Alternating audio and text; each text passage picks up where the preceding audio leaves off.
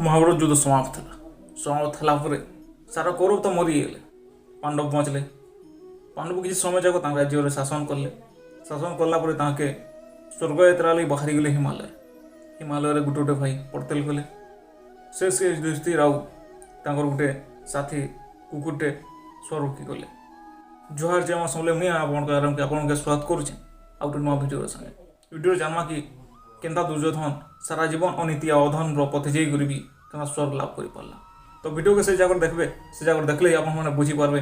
तो स्टार्ट करूँ आज वीडियो।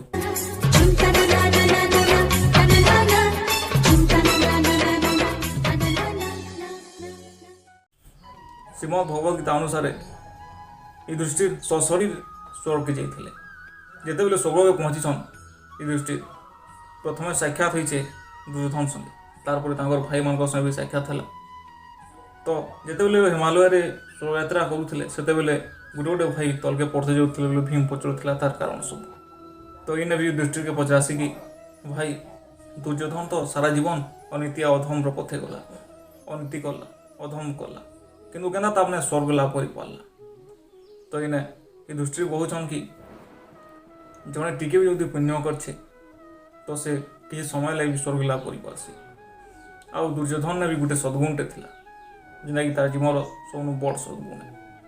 तो भीम पचासन क्या सद्गुणटा था दुर्योधन पाखे युधिष्ठिर कहले दुर्योधन तार जीवन रे भल संस्कार नहीं पाई सीना किंतु ताने गोटे सद्गुणटे थिला से सद्गुणटा है से तार लक्ष्य के प्राप्त करवा लगी एक निष्ठा थिला जेनटा कि सब गोटे बड़ सद्गुणटे से किसी समय लगे भी हो स्वर्ग लाभ कर पारा। Now your turn be sincere to achieve your goal from now on.